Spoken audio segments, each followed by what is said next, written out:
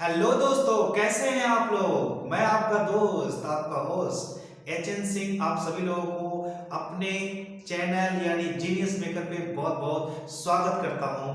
दोस्तों, आज की वीडियो में मैं आपको डिटेल जानकारी दूंगा कि वर्ब क्या होता है, वर्ब कैसे समझेंगे, सिंगुलर है प्लूरल है, वर्ब कैसे समझेंगे कि ये एक्सिलरी वर्ब है, ये प्रिंसिपल वर्ब है, या वर्ब का इस्तेमाल किस तरह से करना है, ये डिटेल जानकारी आपको इस वीडियो में दी गई है। आप इस वीडियो को अंत तक देखिए और प्लीज आप हमारे इस चैनल को सब्सक्राइब कर दीजिए। यदि आपने आज तक नहीं किया तो सब्सक्राइब करिए, लाइक और शेयर भी जरूर करिए। आप इस वीडियो को देखिए, मैं आप अगले वीडियो में फिर आपके लिए लेकर आऊंगा कुछ खास वीडियो। तब तक के लिए आप इस वीडियो को अंत तक देखिए। हेलो दोस्तों, तो आज हम इस वीडियो में केवल वर्ब के बारे में बात करेंगे और यहाँ पर हम लोग वर्ब को अच्छी तरह से समझेंगे कि व्हाट इज वर्ब, वर्ब होता क्या है। तो मैं सबसे पहले आपको वर्ब को क्लियर कर दूं, वर्ब डिफाइन कर दूं कि वर्ब होता क्या है।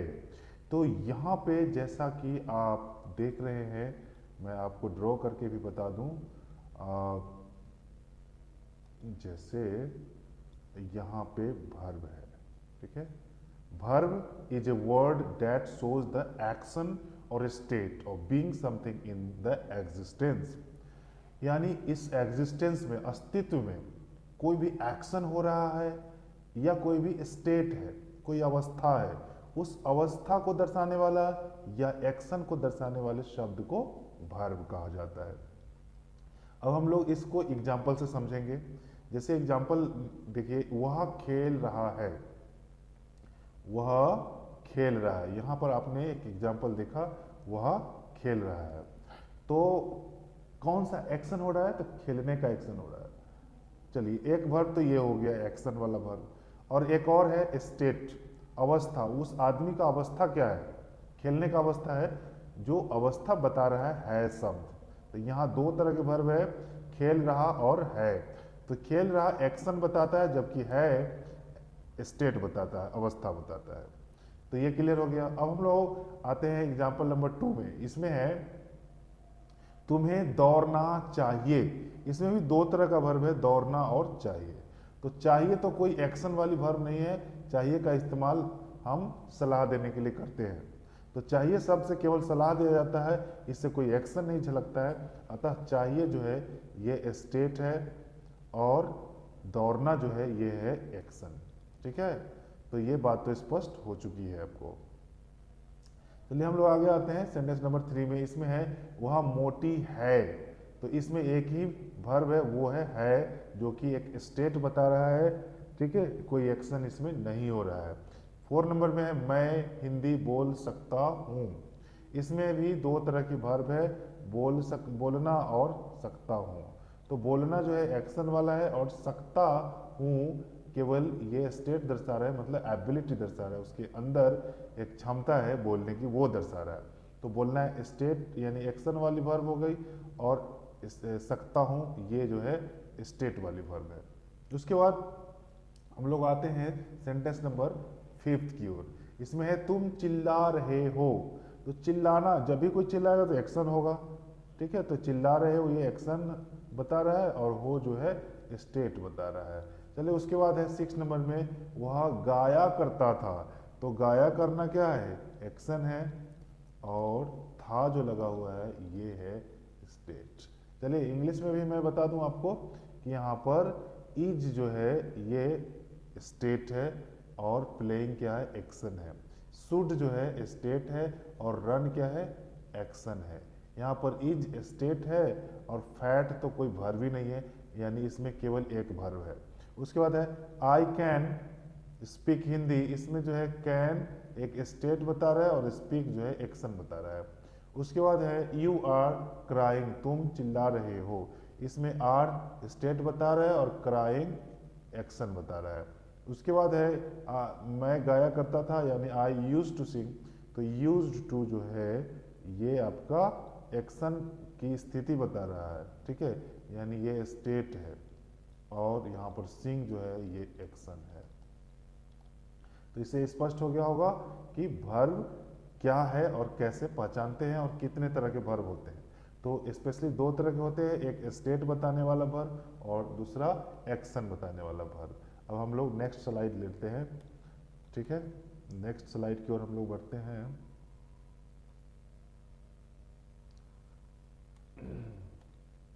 स्लाइड ये, इसको देखिए गौर से। इसमें मैं बात कर रहा हूं वर्ब फॉर्म्स की। तो अभी जो आपने वर्ब सीखा, स्टेट बताने वाला हो या एक्शन बताने वाला हो, लेकिन वो वर्ब के 5 रूप होते हैं, V1, V2, V3, V4 और V5। तो ये 5 रूप है वर्ब के। चलिए, जैसे यहाँ पे love, loved, loved, loving, loves. Love, loved, loved, loving, loves, ये 5 रूप देख रहे हैं। उसके बाद है play, played, played, playing, plays. अभी तक आपने देखा होगा कि इसके जो चौथे रूप है उसमें ING लग जाते हैं, और इसमें ING लग गए, और 5वां रूप जो है उसमें S या ES लगता है। यहाँ पर S लगेगा या ES लगेगा, इसमें वही रूल काम करता है जो कभी आपने सिंगुलर से प्लुरल नाउन बनाने का सीखा होगा। सेम उसी रूल के अनुसार इसमें भी S या ES लगाया जाता है। तो यहाँ पर देखिए, लव हुआ, प्ले हुआ और कुक हुआ, ऐसा वर्ब है ना जिसमें ED लगाया गया है। तो ED लगाकर जो बनाया गया वर्ब है, देखिए सब में ED लगा हुआ है, ED लास्ट में ED लगा होना चाहिए। तो ED लगे हुए जो वर्ब्स है वे वर्ब्स रेगुलर वर्ब्स कहलाते हैं। तो आप जो है यहाँ आपने देखा, ये तीनों वर्ब, ये है रेगुलर वर्ब, ठीक है। उसके बाद हम ईट, राइट और स्पीक, ये जो हम 3 वर्ब्स ले रहे हैं वो इरेगुलर है, ये रेगुलर नहीं आ रहा है। जैसे यहाँ पर ईट है तो दूसरे में ईट नहीं है, तीसरे में भी फिर ईट आ गया यहाँ पर, तो इरेगुलर आ रहा है ना। तो ईट, एट, इटेन, ईटिंग, इट्स, तो ये दो दूसरे तरह के वर्ब है, इसका नाम है इरेगुलर वर्ब, इरेगुलर वर्ब। तो ये है इरेगुलर वर्ब, ठीक है। तो अभी आपने देखा कि ये लव, प्ले और कुक रेगुलर वर्ब है, ईट, राइट और स्पीक इरेगुलर वर्ब है। 2 तरह का हो गया। तीसरा तरह का भी एक वर्ब है जो है पुट, कट और रीड। तीसरे तरह का जो वर्ब होता है उसको बोलते हैं स्ट्रॉन्ग वर्ब, स्ट्रॉन्ग वर्ब, जो अपना रूप नहीं चेंज करता है, ठीक है। तो क्लियर हो गया। यहां पर आपने सीखा रेगुलर, रेगुलर वर्ब, फिर दूसरा सीखा इरेगुलर वर्ब, और तीसरा है स्ट्रॉन्ग वर्ब, यानी 3 तरह के वर्ब्स होते हैं। तो सबसे आसान किसको होता है याद करना? बिल्कुल आसान है आपका स्ट्रॉन्ग वर्ब्स, इसमें तो याद ही नहीं करना है, ठीक है, एक ही फॉर्म होता है। और इससे इसके बाद जो है आसान वो है आपका रेगुलर वर्ब फॉर्म्स। तो आपको अगर वर्ब फॉर्म्स याद करना हो तो आप इन दोनों को छांट दीजिए और केवल इरेगुलर वाले वर्ब्स को सिलेक्ट करके अपने कॉपी में लिखिए, ठीक है। अगर आपके पास वैसी कोई बुक नहीं हो जिसमें वर्ब फॉर्म दिए गए होंगे, तो आप गूगल से सर्च करके आप नोट कर सकते हैं। गूगल पे आप सर्च करेंगे a set of irregular verb forms, ठीक है, या a series of irregular verb forms, ऐसा कुछ करेंगे टाइप, तो आपको इरेगुलर वर्ब फॉर्म्स का एक लिस्ट मिल जाएगा, ठीक है। तो वहाँ से आप लिस्ट को सर्च कर सकते हैं और आप सीख सकते हैं वहाँ से। तो अब हम इसके बाद आगे कुछ और भी बात इसमें मैं बता दूं आपको कि यहाँ पर V5 में जितने V5 यहाँ देख रहे हो, ये सब देखो, ये सब V5 है, सबके लास्ट में देखना S लगा हुआ है, सबके लास्ट में S लगा हुआ है। इससे स्पष्ट है कि जितने भी वर्ब के 5th फॉर्म है सभी के सभी सिंगुलर होते हैं। तो सिंगुलर होते हैं। कुछ स्टूडेंट्स सोच रहे होंगे कि इससे पहले तो मैं पढ़ा था कि जिसमें एस लगा हो वो प्लूरल होता है। अरे भाई, प्लूरल होता है लेकिन वर्ब नहीं होता है, नाउन होता है। यहाँ पे मैं आपको लिख दूं कि नाउन जो होता है उसमें एस या ई एस ऐड कर देते हो तो वह हो जाता है प्लूरल, जबकि वर्ब के साथ ऐसा नहीं होता है। वर्ब में एस या ई एस लगाते हो तो वो हो जाता है सिंगुलर। ठीक है, वर्ब और नाउन का फंडा अलग अलग है। तो स्पष्ट हो चुका होगा। अब हम आपको आगे ले चलते हैं। देखिए वर्ब की first form love, play, cook, eat, write, speak, put, cut, read, ये सब वर्ब के फर्स्ट फॉर्म्स है। और फर्स्ट फॉर्म जो भी होते हैं ये सब होते हैं प्लूरल, और फिफ्थ फॉर्म जो भी होते हैं अभी अभी मैंने आपको बताया था सिंगुलर होता है ये, ठीक है। तो समझ में आ गया होगा बात। अब जो है इसके बीच जो बचता है V2, V3 और V4, ये जो है कॉमन वर्ब्स है। कॉमन वर्ब्स, कॉमन वर्ब्स इसलिए कहा जाता है क्योंकि इनका इस्तेमाल सिंगुलर और प्लूरल दोनों तरह के सब्जेक्ट के साथ हो जाता है, जबकि ये जो V5 है इसका इस्तेमाल केवल सिंगुलर सब्जेक्ट के साथ होता है। और यहाँ जो आप V1 देख रहे हैं इसका इस्तेमाल आई के साथ भी होता है और प्लूरल सब्जेक्ट के साथ होता है। तो यहाँ से स्पष्ट हो गया होगा कि वर्ब सिंगुलर और प्लूरल कैसे होता है। आपको मैं यहाँ बता दूं कि जब भी आपको सिंगुलर वर्ब पहचानना हो ना तो लास्ट में देख लेना, बस लास्ट में देखना एस लगा हुआ है तो समझ जाना कि वो सिंगुलर है। जैसे इज और आर में सिंगुलर कौन है, तो स्वाभाविक है इज है क्योंकि इसके भी लास्ट में एस लगा हुआ है। डू और डज में सिंगुलर कौन है, तो डज है। वाज वर्ब में सिंगुलर कौन है, तो वाज है। हैव और हैज में सिंगुलर कौन है भाई, तो हैज है। तो इस तरह से स्पष्ट हो जा रहा है कि सिंगुलर कौन होगा। सो अब हम लोग आगे बढ़ते हैं। अगर प्लूरल पहचानना हो तो वर्ब की फर्स्ट फॉर्म है वो तो कोई दिक्कत ही नहीं है, आसानी से आप समझ जाएंगे कि ये प्लूरल वर्ब है और ये सिंगुलर वर्ब है। और बाकी V2, V3 और V4 जो है ये कॉमन वर्ब्स है। V4 आपको याद नहीं करना है क्योंकि सब में ING लगा हुआ है, V4 में सब में ING लगा हुआ है लास्ट में। और V5 भी याद नहीं करना है क्योंकि सब में S या ES लगाया जाता है। तो आपको स्पेशली याद करना है V1, V2 और V3, इतना याद रहेगा तो आपको कोई दिक्कत नहीं होगी आगे चलकर। चलिए अब हम लोग नेक्स्ट आगे बढ़ते हैं। हम लोग स्लाइड नंबर 3 को देखते हैं। यहाँ पर हम क्लियर कर लें तो यहाँ पे है how to use verbs according to subjects. यहाँ पे मैंने जो अभी सिखाया था कि वर्ब सिंगुलर और प्लूरल दोनों फॉर्म में होता है, लेकिन कैसे यूज करेंगे थोड़ा सा मैं आपको डिटेल करके बता देता हूँ। देखिए यहाँ पे है, यहाँ पे सिंगुलर सब्जेक्ट है, सिंगुलर सब्जेक्ट है तो इसके साथ सिंगुलर वर्ब का इस्तेमाल होगा, यानी V1 का इस्तेमाल होगा। इज और आर में से क्या होगा, इज होगा। वाज वर्ब में से क्या होगा, वाज होगा। हैव हैज में से क्या होगा, हैज होगा। डू डज में से क्या होगा, डज होगा। तो अभी यहाँ पर जितना भी वर्ब लिखा सबके लास्ट में एस लगा हुआ है। तो इस तरह के जो भी वर्ब्स होंगे वे सिंगुलर सब्जेक्ट के साथ इस्तेमाल होगा। उसी तरह से फिर है प्लूरल सब्जेक्ट। अब देखिए प्लूरल सब्जेक्ट के साथ प्लूरल वर्ब का इस्तेमाल होता है, यानी प्लूरल वर्ब कौन होता है, सॉरी मैंने ऊपर में थोड़ा सा भूल कर दिया, यहाँ पर V1 की जगह V5 लिखना चाहिए था मुझे। चलिए प्लूरल सब्जेक्ट के साथ प्लूरल वर्ब का इस्तेमाल होता है और प्लूरल वर्ब कौन होता है, V1 होता है। जैसे इज और आर में से प्लूरल वर्ब आर होगा, हैव हैज में से हैव होगा, वाज वर्ब में से वर होगा, डू डज में से डू होगा, etc। तो इस तरह के जो वर्ब्स होंगे वो प्लूरल सब्जेक्ट के साथ होगा।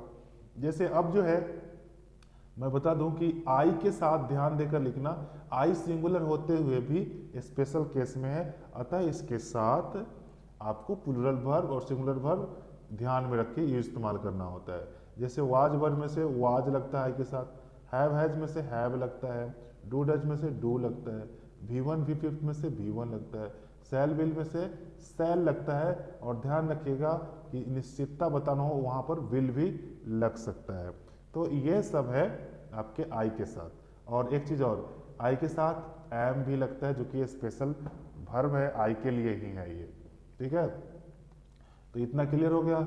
अब यहाँ पर हम लेते हैं नेक्स्ट जो है वी है, वी प्लूरल है अर्थात इसके साथ प्लूरल वर्ब लगाते जाना। यू भी, यू इस्तेमाल हमेशा प्लूरल रूप में होता है ग्रामेटिकली, एक आदमी हो या एक से ज़्यादा हो उसके साथ अगर आप यू लगा रहे हैं तो आपको प्लूरल वर्ब ही लगाना है। जैसे वाज वर्ब में से वर लगाना है, डू डज में से डू लगाना है, इस तरह से आपको यू के साथ हमेशा प्लूरल वर्ब लगाना है, ये सब याद रखना आप। ही देखो, ही एक पुरुष को बोलते हैं, यानी ये सिंगुलर है, अतः इसके साथ सिंगुलर वर्ब लगेगा। ही के साथ जब भी लगाओगे तो सिंगुलर वर्ब लगाना, यानी ईज या आर में से आपको ईज लगाना है, वाज वर्ब में से वाज लगाना है, डू डज में से डज लगाना है। इस तरह से आपको ही के साथ इस्तेमाल करना है। देखिए सी भी जो है ये भी सिंगुलर है, इट भी सिंगुलर है, और दे क्या है, ये प्लूरल है। दे क्या है, प्लूरल है, अर्थात इसके साथ प्लूरल वर्ब का इस्तेमाल करना है। उसके बाद नेम्स है। नेम्स में अगर नाम सिंगुलर हो तो सिंगुलर वर्ब, और नाम अगर प्लूरल हो तो प्लूरल वर्ब का इस्तेमाल करना। जैसे यहाँ पर माय फादर, तो यहाँ सिंगुलर है, यानी एक ही पिता है आपके पास, तो यहाँ पे सिंगुलर वर्ब लगाना है, जैसे इज, वाज, डज, हैज। तो जितने वर्ब में एस लगे हुए हैं वे सभी वर्ब माय फादर यानी सिंगुलर नाउन के साथ इस्तेमाल होगा। उसी तरह से दिस कार, ये भी सिंगुलर है, अतः इसके साथ भी आपको सिंगुलर वर्ब का इस्तेमाल करना है। अब हम लोग नेक्स्ट स्लाइड ले लेते हैं, ठीक है। अब हम लोग नेक्स्ट स्लाइड लेते हैं। आप पूरे वीडियो को गौर से देखिएगा ताकि आपको हर बात अच्छी तरह से समझ में आएगी। चलिए नेक्स्ट स्लाइड की ओर हम लोग बढ़ते हैं।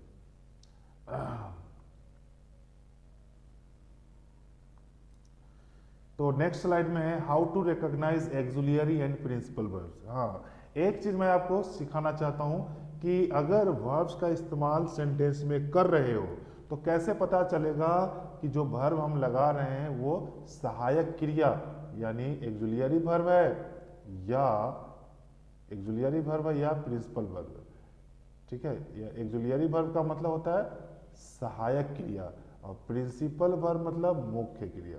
तो कैसे पता चलेगा आपको कि आप सहायक क्रिया यूज कर रहे हैं कि मुख्य क्रिया यूज कर रहे हैं। एक चीज और, एक्सुलियरी वर्ब को ना हेल्पिंग वर्ब भी आप कह सकते हो। हेल्पिंग वर्ब के भी नाम से आप इसे पुकार सकते हैं, ठीक है। तो हेल्पिंग वर्ब के भी नाम से जान सकते हैं। और प्रिंसिपल वर्ब का भी एक और नाम आप ले सकते हो, वो है मेन वर्ब,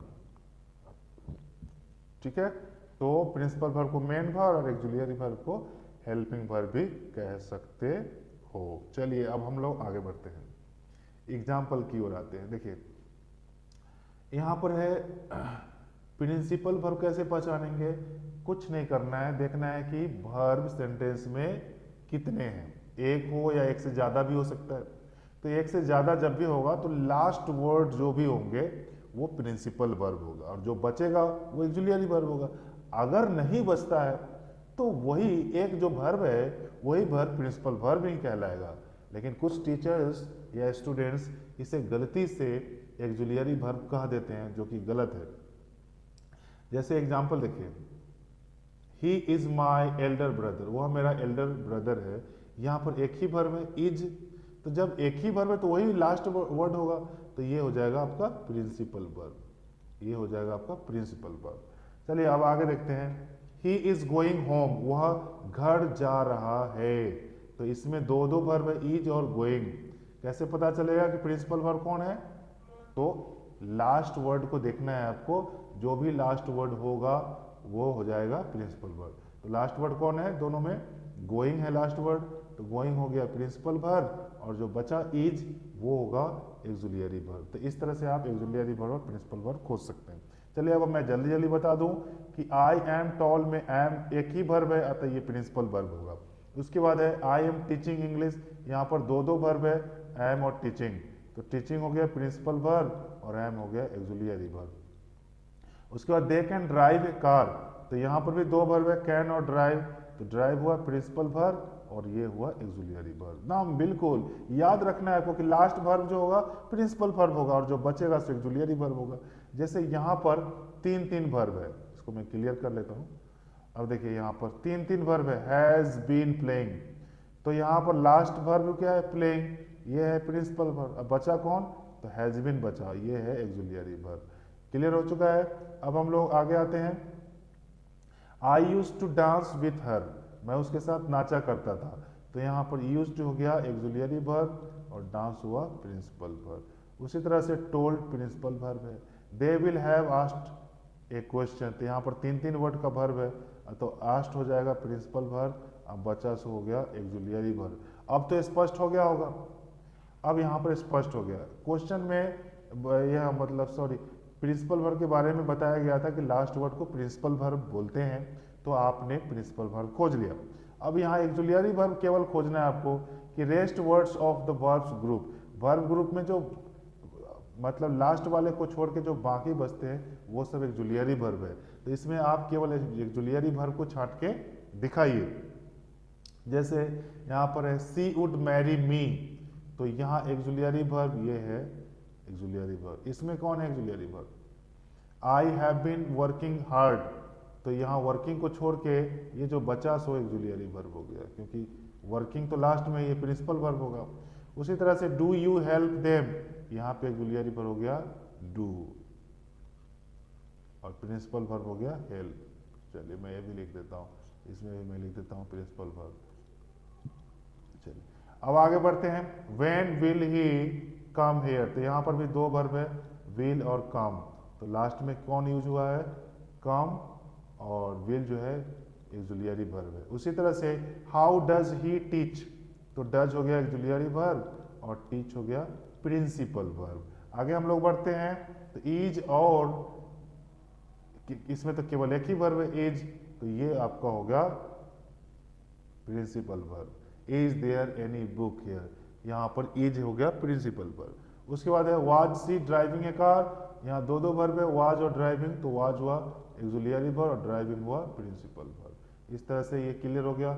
उसके बाद है had he forbidden you to go, तो यहाँ पर एक हैड है एक्जुलियरी वर्ब और फॉरबिडन है प्रिंसिपल वर्ब। ठीक है, तो स्पष्ट है कि आप इसे सीख चुके हैं। अब हम लोग नेक्स्ट स्लाइड ले लेते हैं। नेक्स्ट स्लाइड देखिए। नेक्स्ट स्लाइड में जो है हम लोग बहुत ही महत्वपूर्ण चीज सीखेंगे। बहुत सारे लोग कंफ्यूजन में रहते हैं कि कोई भी नाउन प्रोनाउन क्या वर्ब का ही ऑब्जेक्ट होगा। मैं आपको बता दूं कि जो नाउन प्रोनाउन वर्ब के बाद आएगा, किसके बाद? वर्ब के बाद आएगा। ठीक है, जो नाउन प्रोनाउन वर्ब के बाद आएगा वह नाउन प्रोनाउन किसका ऑब्जेक्ट होगा? वर्ब का ऑब्जेक्ट कहलाएगा। तो वर्ब का ऑब्जेक्ट निकालने के लिए मैं ट्रिक बताया था, क्या और किसे, क्या और किसे, तो ये वर्ब का ऑब्जेक्ट निकल जाएगा आपका। ठीक है, उसके बाद फिर है एक और ऑब्जेक्ट होता है, वो होता है प्रीपोजिशन का ऑब्जेक्ट। प्रीपोजिशन आपने बचपन में पढ़ा होगा कि इन, ऑन, एट, ओवर, एबव, ये सारे जो है प्रीपोजिशंस है। तो प्रीपोजिशंस के बाद जब नाउन प्रोनाउन आएगा तो वह नाउन प्रोनाउन वर्ब का ऑब्जेक्ट नहीं कहला करके प्रीपोजिशन का ऑब्जेक्ट कहलाएगा। यहाँ पर ये प्रीपोजिशन का ऑब्जेक्ट कहलाएगा। चलिए हम लोग इसको क्लियर कर लेते हैं आपको। तो सबसे पहले यहाँ पर जो फर्स्ट साइड है, लेफ्ट साइड, इसमें है लिखा ऑब्जेक्ट ऑफ वर्ब्स। यहाँ पर आपको जो भी है यहाँ पर मैं दिखाऊंगा कि ऑब्जेक्ट का वर्ब कौन कौन है, वर्ब का ऑब्जेक्ट कौन कौन है। तो यहाँ पर मी जो आप देख रहे हैं ये वर्ब का ऑब्जेक्ट है, लाइक वर्ब है उसका ऑब्जेक्ट है। यहाँ पे भी आप मी देख रहे हैं, ये वर्ब का ऑब्जेक्ट है, और ए स्टोरी भी वर्ब का ऑब्जेक्ट है। ठीक है, और हर मदर कुक्स फूड, यहाँ पर फूड भी जो है वर्ब का ऑब्जेक्ट है। उसके बाद ए सॉन्ग जो है वो भी वर्ब का ऑब्जेक्ट है। उसके बाद है क्रिकेट, ये भी प्ले यानी प्ले वर्ब है, उसका ऑब्जेक्ट क्रिकेट है। उसके बाद यहाँ पर जो लाई है वो टेल, ए लाई जो है ये टेल का ऑब्जेक्ट है। और हिम जो है ये भी वर्ब का ऑब्जेक्ट है। चेयर जो है, राइटिंग चेयर जो है ये भी नीड का, यानी नीड क्या है? वर्ब है, उसका ऑब्जेक्ट है ए राइटिंग चेयर। उसके बाद जॉन एडवाइज्ड मी, तो मी भी जो है वर्ब है, ऑब्जेक्ट है, वो एडवाइज्ड का ऑब्जेक्ट है। तो इस खंड में आपने जो भी देखा ये सब जो है वर्ब का ऑब्जेक्ट मैंने बताया। अब जो है आते हैं नेक्स्ट स्लाइड में, इसी में objects of preposition, objects of prepositions यानी प्रीपोजिशन का ऑब्जेक्ट। बस कुछ नहीं करना, देखना है प्रीपोजिशन के बाद जो नाउन प्रोनाउन आता है वह नाउन प्रोनाउन प्रीपोजिशन का ऑब्जेक्ट है। जैसे यहाँ पे एक प्रीपोजिशन है ऑफ, तो इसका ऑब्जेक्ट है यू। उसके बाद दूसरे नंबर सेंटेंस में इसमें ऑन प्रीपोजिशन है, तो इसका ऑब्जेक्ट हो गया ए टेबल। यहाँ पर है टू, टू का ऑब्जेक्ट हो गया स्कूल। उसके बाद है इन का ऑब्जेक्ट हो गया ए स्मॉल विलेज। उसके बाद है एट का ऑब्जेक्ट हो गया द टेम्पल। उसके बाद है इन का ऑब्जेक्ट हो गया टाइम। उसके बाद है इन का ऑब्जेक्ट हो गया द स्काई। उसके बाद फिर है बाय, जिसका ऑब्जेक्ट होगा द टेल। तो इस तरह से आप सीख चुके हैं कि ऑब्जेक्ट भी अगर होता है तो पता लगा सकते हैं कि वो वर्ब का ऑब्जेक्ट है या प्रीपोजिशन का ऑब्जेक्ट है। वर्ब का ऑब्जेक्ट होगा तो क्या और किसे का जवाब दे रहा होगा, वो क्या या किसे, ये दोनों चीज पूछना है आपको। अगर जवाब दे रहा है तो इसका मतलब है वो वर्ब का ऑब्जेक्ट है। क्लियर? तो बहुत है आज के लिए इतना। फिर हम आपको नेक्स्ट वीडियो में और भी बहुत अच्छी अच्छी बातें बताऊंगा, जिसमें मैं आपको बताऊंगा कि कॉम्प्लीमेंट क्या होता है। ठीक है? तो कॉम्प्लीमेंट के बारे में मैं बहुत अच्छी तरह से आपको बताऊंगा, और उसके बाद ही हम लोग सेंटेंस की ओर बढ़ेंगे। और मैं कुछ खास ट्रिक आपको बताने वाला हूं, जहां से बहुत कम समय में आप प्रैक्टिकल इंग्लिश सीख सकते हैं। यानी कहने का मतलब, आप यहाँ से वीडियो को देख करके आप जो सीखेंगे, वहाँ से आपको बुक रीडिंग वगैरह मैं सिखाऊंगा, न्यूज़पेपर रीडिंग सिखाऊंगा कि ये तमाम चीज़ आप कैसे पढ़कर समझे। तो आज के लिए बहुत ज़्यादा है, धन्यवाद। इसको आप लगातार आपने देखा, इसके लिए धन्यवाद। Thank you very much. सब्बा खैर, बाय बाय।